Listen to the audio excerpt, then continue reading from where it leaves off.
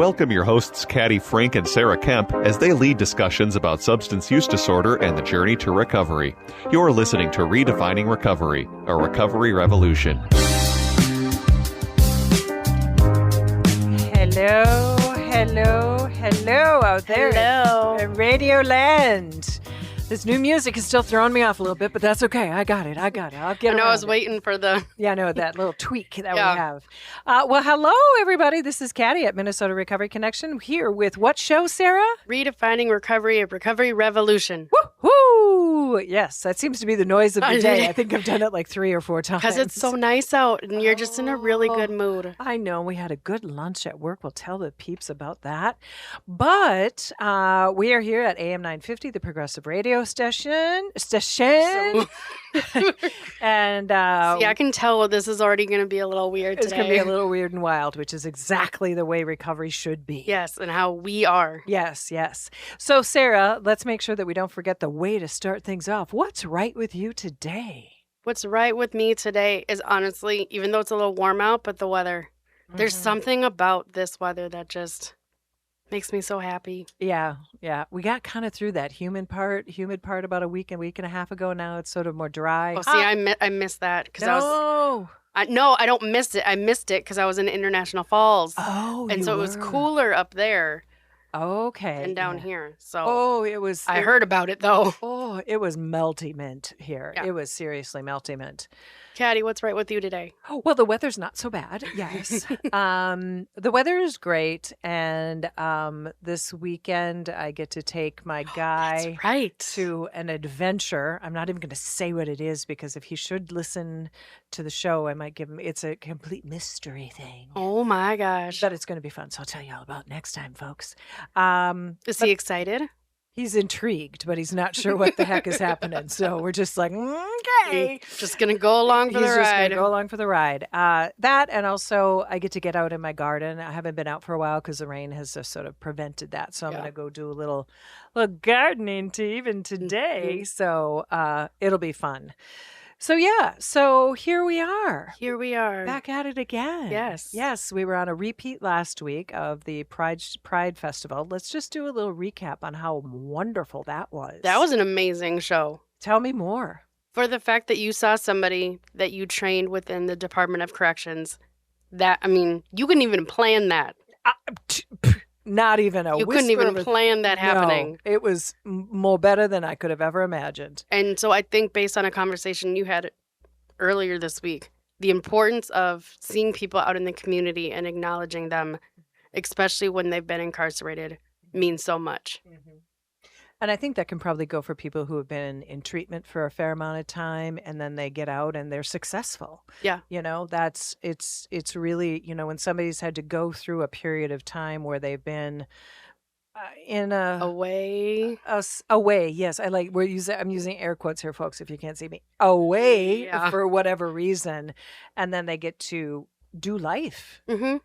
In the way they want to, in a healthy way, in a recovery way. Yeah, but always keeping in mind that slippery slope still lives deep inside us, right? Everybody that Everybody. that has the substance use disorder. Yeah.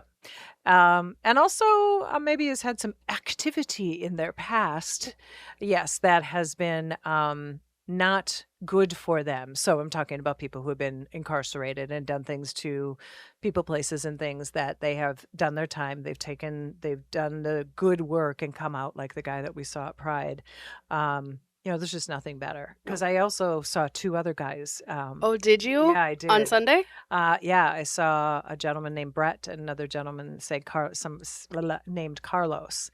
And That's awesome. let me tell you, there's just nothing better than seeing people that are sometimes they're at their lowest when they start the class, they're at their best when they end the class, and then when they are out in community, it's like it's a whole nother level. Yeah. Yeah. Because they've done the work. They've done the work, they've done the time, Yep. literally. And now they get to be these really amazing humans. So what was your takeaway from Pride? Oh, look at you being all interviewer girl. My takeaway from Pride is that we have a strong community. We have a strong recovery community. We all have our space and our place that we inhabit. And our sauce, our special sauce, as you call it. Our secret sauce. Our secret sauce, that's right. Yeah, no, special secrets all works the same. But I think what's interesting is that because we all have our own focal point, we can help so many people.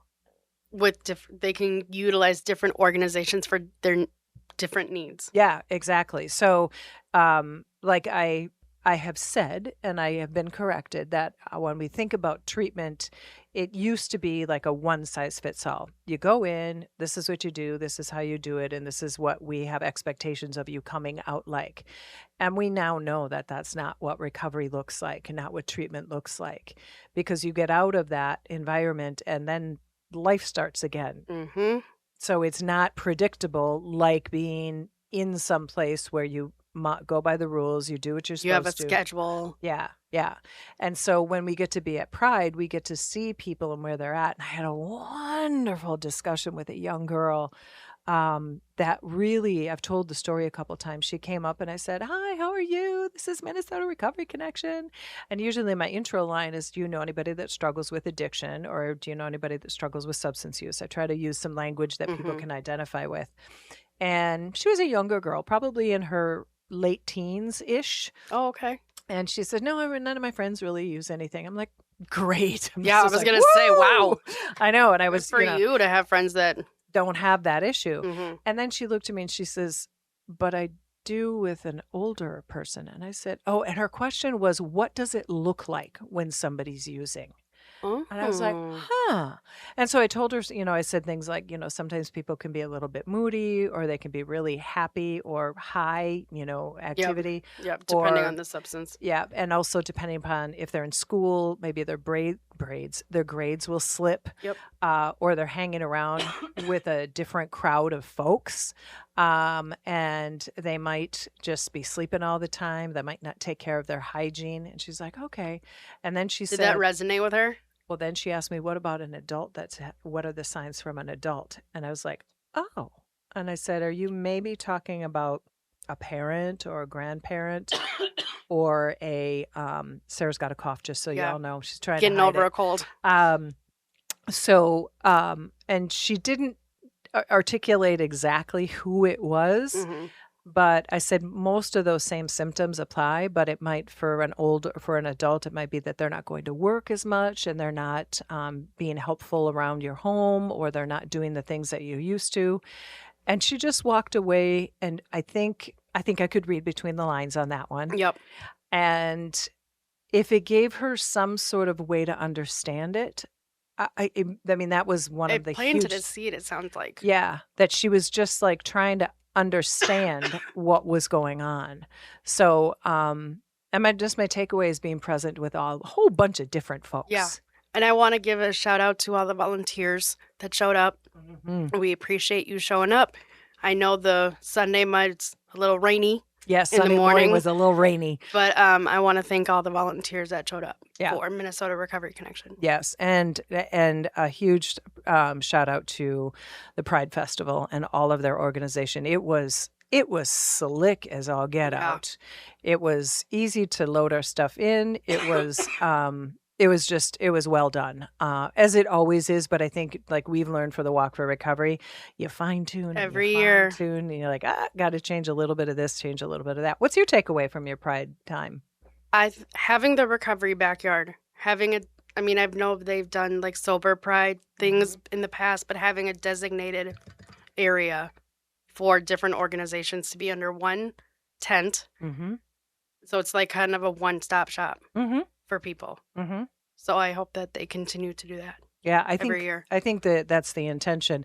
And I also like the fact that they had some crash chairs around us too. Yes. So people could come and relax, and maybe they were part of our community or not, but they were like seeing stuff that wasn't... they probably wouldn't have seen otherwise. Yeah. So just a big shout out to Pride Festival and everything, and AM 950. You are amazing. You guys just rocked it out of the park with... we had fun doing our live show. We had a great time, and I'm sure the whole weekend was great. So, and I mean, that is the wonder of doing good radio and progressive radio and going into spaces and places where it looks a little different, but the voices are so important. Yes. So we're about ready to take breaks. So thank you for listening to Redefining Recovery, a recovery revolution. My name is Caddy Frink, and I'm Sarah Kemp.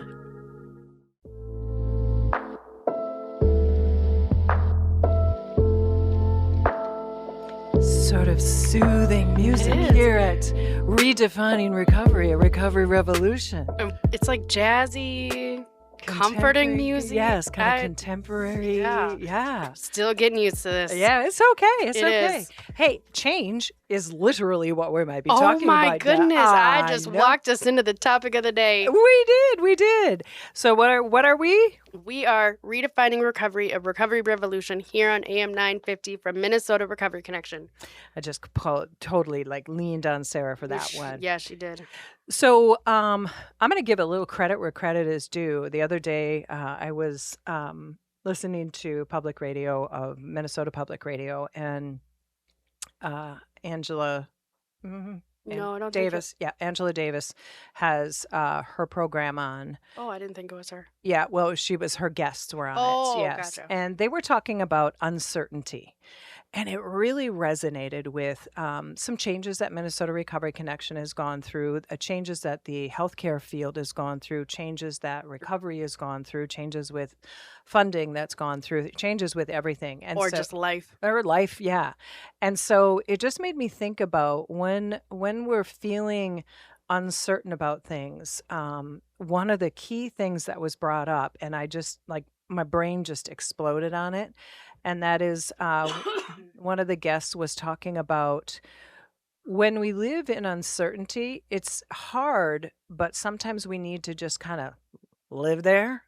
Do we, though? Yeah, we do. I know. I have a hard time. Yeah, I'm very well aware of that. But I still love her. Don't worry about it. But one of the things that this particular guest, and I apologize, I can't remember. Absolutely go and listen to that show to educate yourself. But it talked about the cell phone. And it talked about how we now live in a world where if we've got a question or we're unclear about something, we pick up these little boxes and we can get some sort of answer, some sort of question figured out in theory right away. Yep. So we don't have to live in that uncomfortable place. And you know what? Sometimes that uncomfortable place is exactly where we have to be. And we're not used to it anymore because of the instant gratification is what I would say. And the instant need for information and how it, we're so used to having the answers to the questions, but when we're in the recovery journey, early recovery, no recovery, don't know what's coming up next. I was talking to our staff. One of the things that Chris Kelly taught me way back in the past, and I always say this, I give credit where credit is due. If you're going to have a conversation about the community that we're in, which is recovery and getting better and trying to cope, is talk to your peers. Yep. So I talked to. Because they know best. They know what they know. And what we need to do is we need to all pull all that together. So I talked to Rachel and Patricia, and Sarah and I talked about this, and I think there might have been a couple other people in there. But when we're uncomfortable, we no likey. No. It's very, very uncomfortable. No, and at least for me, it brings my anxiety. That's what it does for me. Well, that's interesting. Talk about that. So when there's change, depending on the magnitude of how big the change is, my anxiety comes up. Even though I know everything will work out, I know this logically, but no, I still don't know it. Right. There's that is this really going to work out? Is this? And then I go all sorts of different directions, even though they're crazy. Well, or not crazy, but they're not logical. You're spinning. Yeah. Yeah, you're spinning in the what ifs. Yes. You're spinning in the what ifs. And that's what I do sometimes. Yeah, well, I think everybody does to a certain extent, because when we're unclear about something, we're uncertain about what the outcome is going to be, sometimes we go to the worst case scenario. I think that's very common, right? Yes. And what we want to talk about today is that living in uncertainty, living in discomfort is a lot about what recovery can feel like. Yes. It's overwhelming. Some of the list I kind of came up with when I was kind of prepping for this show. She was on one this morning. I was on it, friends. She woke up thinking. I woke up thinking. How it plays with addiction to me is when you are on your journey in your recovery space, you have a fear of failing, which doesn't necessarily mean that you use drugs again or drink alcohol. It's I am failing what I have set out to do. Or fear of failing because they were in this safe environment. I mean, in theory, if like for me, for example, I was an inpatient, safe environment, kind of like a protected world, more or less. And then I came out and I wasn't ready. Right. But then I went back to active use right away. But probably partly because I wasn't sure what was going to happen. So instead of dealing with the uncertainty of it, I just ran to what I knew. And that is a lot of why people go back to reuse, folks, is that they might get treatment or they might go to a meeting or they might just do their own recovery journey. Yeah, because you didn't go to treatment. Do your own recovery journey. And then I always say life happens. Life keeps life and all the time. So all of a sudden I question, am I in recovery? Am I really doing this? Because I'm spinning. You know, I got those squirrels just running absolutely wild in my head. It's like, oh, well, my dad might judge me or my grandma might judge me or my partner might judge me. And I'm wondering nowadays too with marijuana becoming more available, or some people still don't accept harm reduction. So people that are utilizing harm reduction, they may not feel like they're in recovery or use medical marijuana, because some people don't accept those things. Yeah.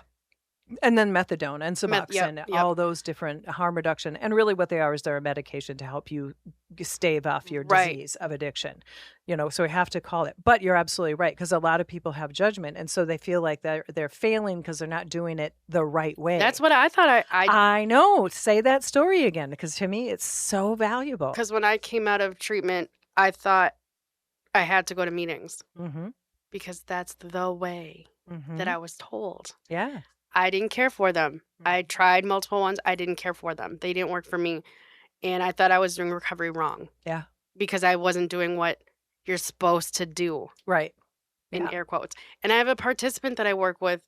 And we have this conversation, I feel like, every time we meet, because she needs that reminder that it's okay. Yeah. Because she's like, I don't really like them. I'm like, that's fine. Don't do them. If you like spending time with your people and in your garden with your kids and your hamster, fine. Yeah. That's what works for you. And you're staying in your recovery because of those things. Who's to say that's wrong? And she's so appreciative when I remind her that's okay. Yeah. And I think that's where people have a perception, because I think there's a lot of people who love people who have struggled with addiction and they are trying to help them, again, air quotes. And it's like, well, why aren't you doing this? And why aren't you doing that? That can bring that uncertainty into the person who is really trying to still figure out who they are, what they are, how they are. And the more geeked out I get about the science of addiction and the effects of chemicals on the brain, it takes a long time for people, particularly with methamphetamine, with meth, to come back to the person that they are going to be. Yeah. It might not necessarily be exactly the same person. Oh, it won't be, because the brain changes. Yeah, the brain changes. So the expectations of somebody else on you can make you uncertain about, like, are you doing it right? And too much pressure too. And so part of this conversation is to make people comfortable with being a little uncomfortable, which means the person that is in recovery is struggling, and then the people who love the people who are struggling with their recovery, they're uncertain about it. There's one of our employees, she told me a story about how her family, periodically questions, is she doing what she should be doing? Is she, are you doing what you're supposed to? That's the bad, can I say bad word? It's supposed to. Yeah, because nobody knows what another person needs. You might have heard it on a TV show. You might have watched Intervention. You might have watched, all kinds of those episodes. Yeah, I know. So we all sort of. But that's that person. that might not be your person in front of you. So having those expectations about people, and we talk about this in class when we talk about being a peer recovery specialist, your expectations cannot be put on somebody else. Because if they don't meet what you think that their expectations are, then you're let down. Yeah. When in reality, they're doing what's right for them. And then your part, whoever's part it is to ask them, what do you expect from yourself right now? Where are you? And so it's really understanding, the other part is that everybody who is on a journey of recovery themselves or the people that care about people, there is just inherent uncertainty about it all Yes. because it is an unpredictable little monkey on a lot of people's backs. 25 years in, don't think about it too often, but every now and then I'm like, oh, that was a Sarah noise. It was. Wow. We've worked together for too long then. What? Nah, I don't need to. But it doesn't matter how long one's been in recovery, but we need to be given confidence that, you know what, you can be on a slippery slope, but just before the slip is truly the slip happens, let's try to, let's put a little foot stop in that block one. in Block it so in then that. Yeah. Yep. And I feel like maybe sometimes summer might be a season for some people because you're out on patios, you're just out more. You're more social than in the winter sometimes. So summer can be, because I think I said this last time, I don't know. Josie said that she's had a lot of participants once the warmer weather came, had reuses. Really? So, I mean, my guess is because it's warmer out, you're out more. Well, you're socializing because we can. Yeah. And socializing in the greater portion of our population is going to have some sort of substance to use because that's just what is normal. Another air quotes. We're air quoting all day today. Yeah. And then people they fall into old habits. They fall into old communities. And there's nothing wrong with that. But it's the community that is trying to help somebody to recognize, hey, wait a minute, you know what? Maybe we make sure that, Susie is over and they've got other people around that are either in recovery or understanding of this. Where she is and what she needs.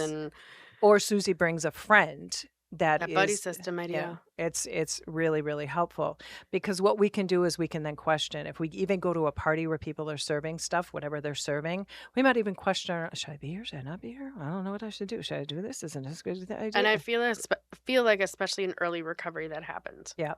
I'll tell you, even in long-term recovery, I can go to something where, I was thinking about this, events that I've been to that don't necessarily hover completely around the recovery community, but are where they have open bars.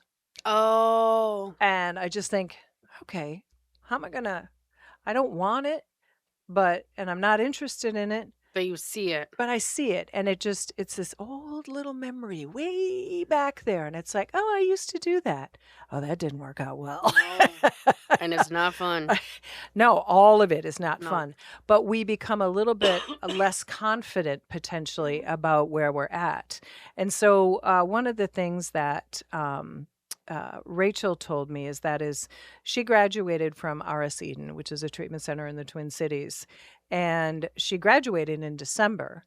And she didn't leave the environment because she could stay there until March, because she was still really uncertain, uncomfortable about how she was going to navigate out of that, because she was just worried. Yeah. She had used meth for a long time and she had gotten the message, but the fear and the next steps were so, I would imagine, I'm going to use my words, not hers, were intimidating. And if I get out there, am I going to be okay? Yeah. And I think, not to just always use methamphetamine as an example, but that's my lived experience. The anxiety that can happen coming off of methamphetamine is strong. Is real. And it's a lot more mental. It's a mental change that you got to go through. So it's it's hard. I mean, I'm not saying like the other ones aren't hard because I figure they are, but meth it's more mental, which can play a lot of games with how you think, how you feel. How you Um, process a yep, situation. Yeah. yep, Well, and I can equate that to alcohol too, in the way that when I was drinking back in the day and then I stopped, everything I still did was social because that's who I am. yep, And I would go to places where alcohol was. And so, and it's legal, unlike meth, which you have to kind of hide and find. yep, Anywhere I went, yep. booze was right there. And so I had to like be strong, but I also had to realize that I couldn't play out the consequences again because either I'd be dead or I'd be in jail. I've said that time and time again because there's just no way I would have Just playing avoided the that. tape forward. Yeah, and it's interesting. So when, the whole idea behind this conversation is that if somebody's uncertain and uncomfortable about where they're at, it's not about, well, you're doing it wrong or you're not doing it right or why this or why that. It's like, what are you feeling? Yeah, have a conversation with that person. Yeah. And one of the things that Patricia told me was really practicing forgiveness. Because when we practice forgiveness, and she said something that I kind of blew your mind on, practicing forgiveness in a lot of situations, but even when people are wrong Yeah, or they don't apologize for whatever they did. because the longer you hang on to a grudge, the more detrimental it could possibly be on your mental health, or just carrying around anger is so exhausting, or carrying around resentments is so exhausting that it can then start impacting other parts of your life. Mm-hmm. And I think what comes to my mind when you said that is that when we are in our recovery space, there are going to be people out there that either don't trust us, don't like us. We were, in the game with whatever that game might be. And they see us and we're in recovery and they will just push some stuff on us. They're like, well, yeah, you think you're better than me. You think you got that all. I'll see you back here. Yep. I've heard those stories before from people because they have to go back to the same community that they came out of. And that could be a real trigger for Yeah. people.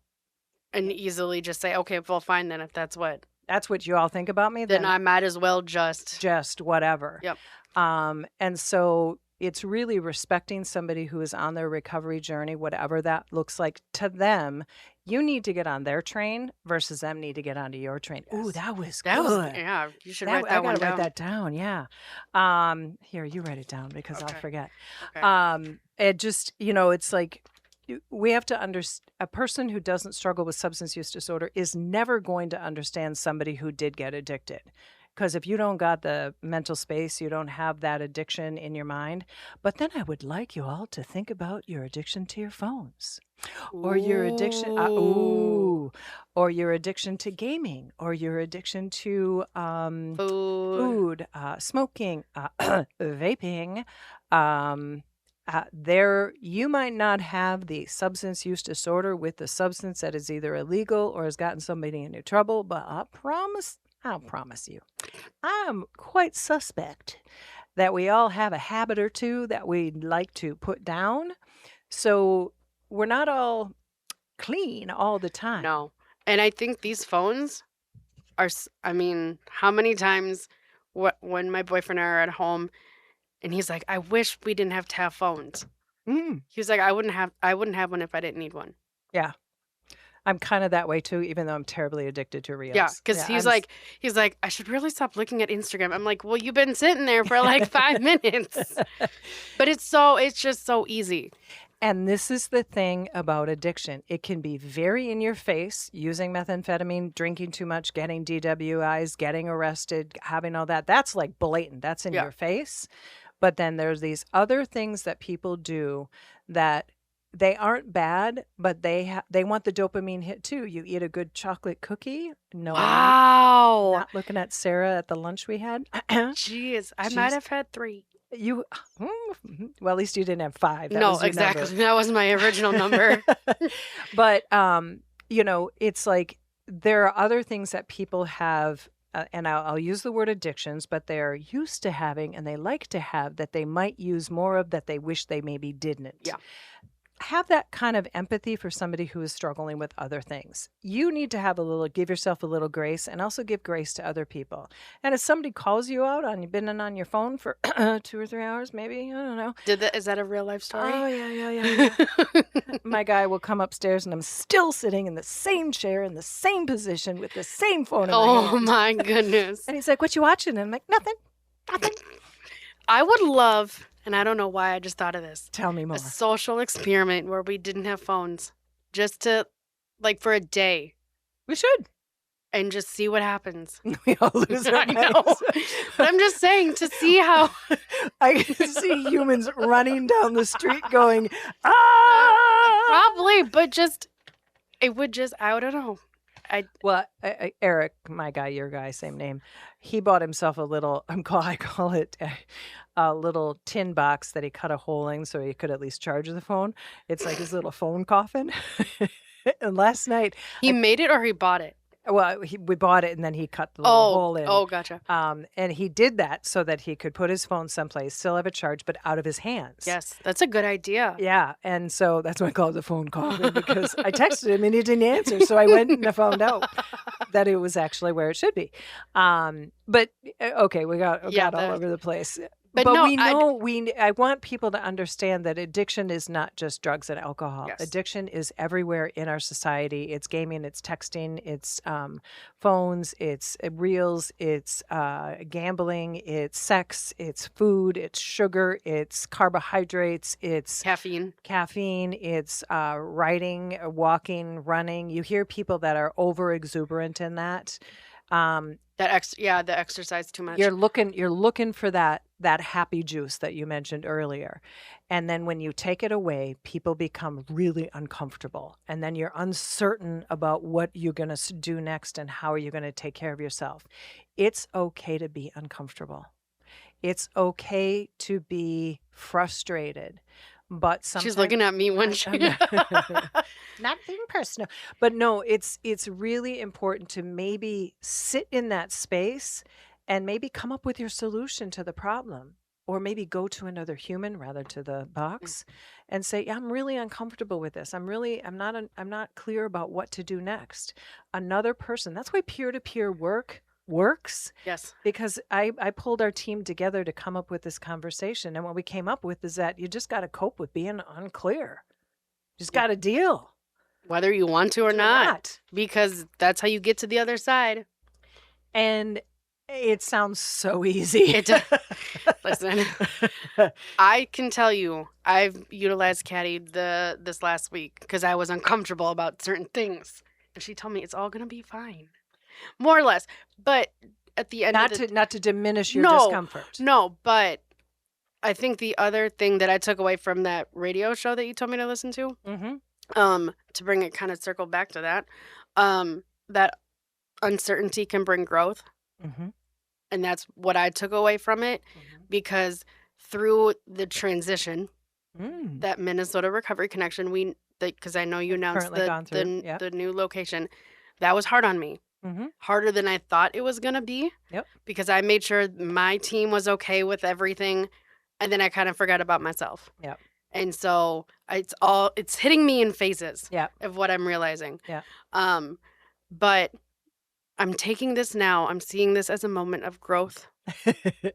Begrudgingly, I can see it in her eyes. But I'm gonna change the mindset of it. Yeah. And see it as a moment of growth, an opportunity to change how I look at things, and not everything has to stay the same as much as I want it to be the same. Because same is comfortable. Yeah. We don't want to turn over the apple cart. Yeah. We want to just keep on going. But as I have said to Sarah, is as a person who's a little longer in the tooth, been around the planet a little longer, if you can accept the changes that are going to happen, the next change will not be as hard. Yes. And having had a lot of change in my life and having to make a lot of personal adjustments, it isn't easy, but I'm like, okay. Here we are. And this is going to sound terrible. Nobody died. Nobody is, in the Yeah. hospital. Nobody is in harm. We're just uncomfortable. Yeah. And that's okay. And I think because you've gone through multiple moves, I have not. Yeah. So Just with Minnesota Recovery Yeah. Connection. Forget about my whole rest of my life. So Yeah. that I think that's why it hit me. Yeah. So we're about ready to take our second break. I want to say thank you. We are Redefining Recovery, a recovery revolution here on AM 950. the progressive radio station. Woohoo! We'll be right back.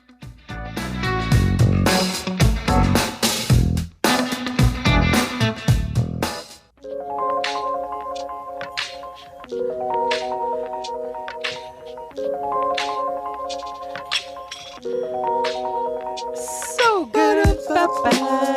That's familiar.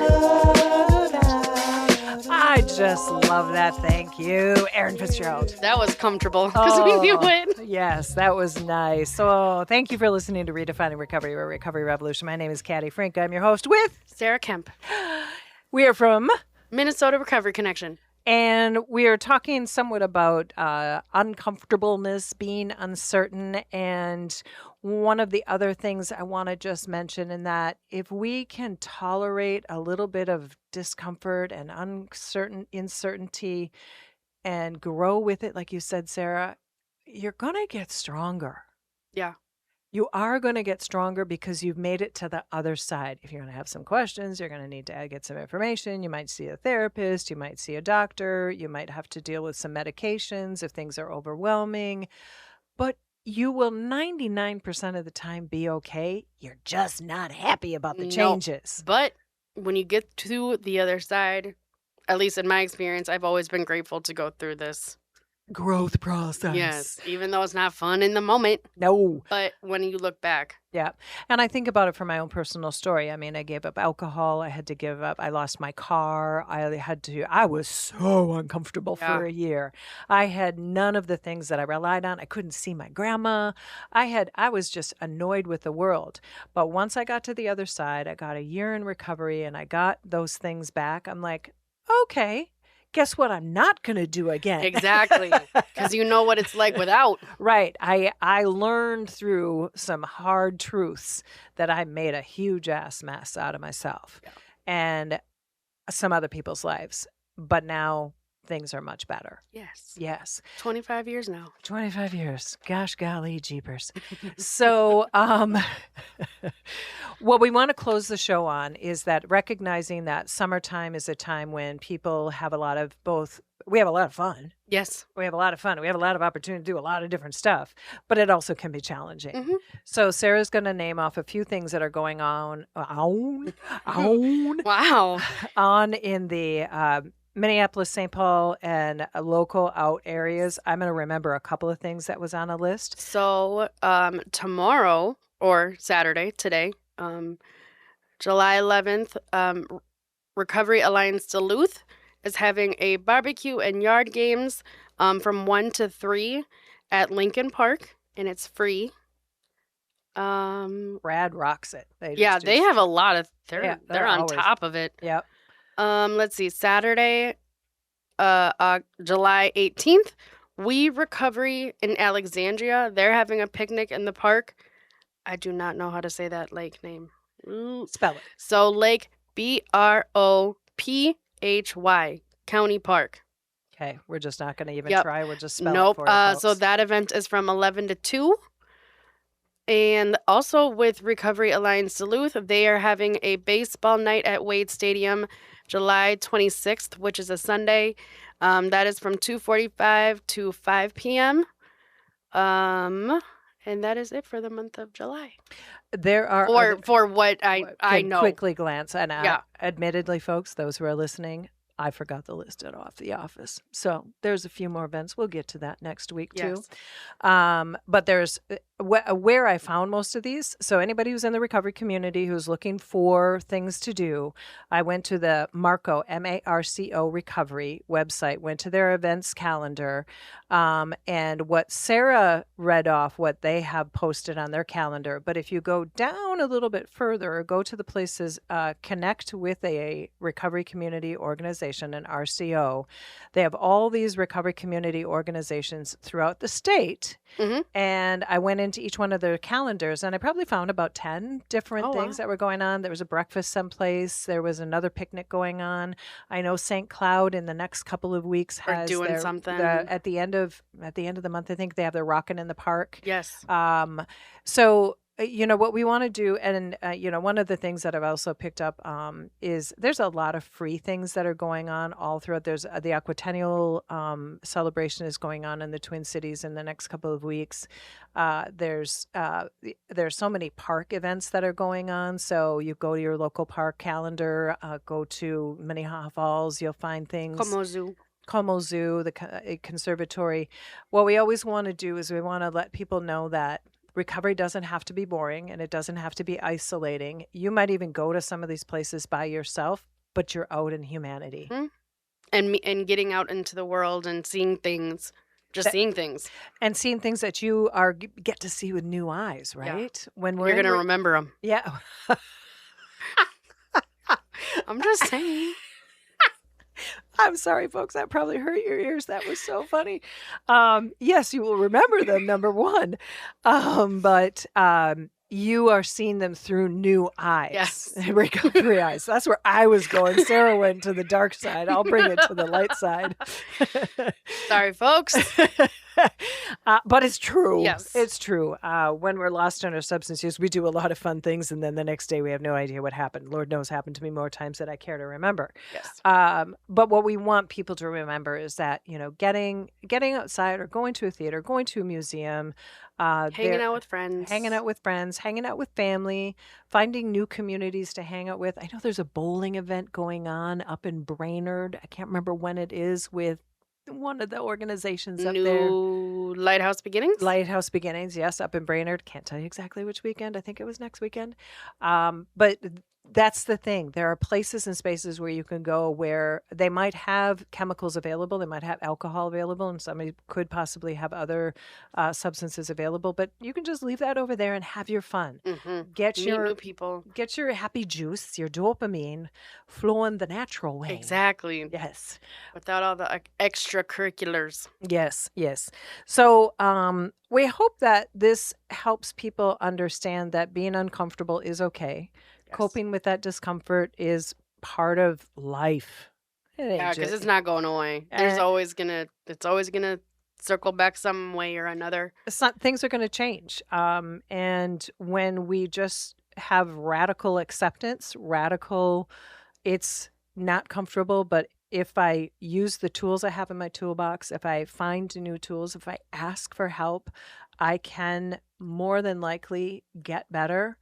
And then there was an employee in our organization who had a very extraordinarily sad event happen. And if you know somebody that is struggling with a lot of drama and trauma going on around them, we need to step in. Don't step back saying, oh, they're depressed, they're sad, they're not well, I'll just leave them alone. That's when you need to check in on them. And when we talk about a devastating event, we'll just leave it at that. It was as bad as it gets. And so somebody's passed away, and that is when these things can happen. So when a person who is struggling both with chemicals or not, or just with life, please be a little uncomfortable and walk into that space for somebody, because you might be exactly at the right time in the right place. And then maybe it won't, but you tried. And you can say you tried. And that might be the change, or it might be the change that you even needed. Mm-hmm. You needed to walk into a space where this is could lead to your own kind of reflection on secondary trauma stress we talk about, could lead to your own kind of like flipping into a bad place. But then you have the tools to help yourself. Yes. So as we close out this, Sarah, are you a little bit more comfortable with being uncomfortable? I am now. Okay. Yes, I am. And in the last 30 seconds, I want to give a shout out to Josie and Rachel and Patricia.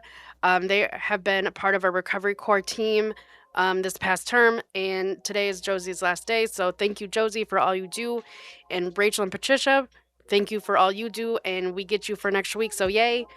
Yes. Oh, thank you for listening to Redefining Recovery, a recovery revolution here on AM 950. And also the Walk for Recovery, September 15th. 12th. September 12th at the state capitol. Our Rally Cax game, September 15th. Yes. At the Twin Stadium. This is Minnesota Recovery Connection bringing to you Redefining Recovery, Recovery Revolution.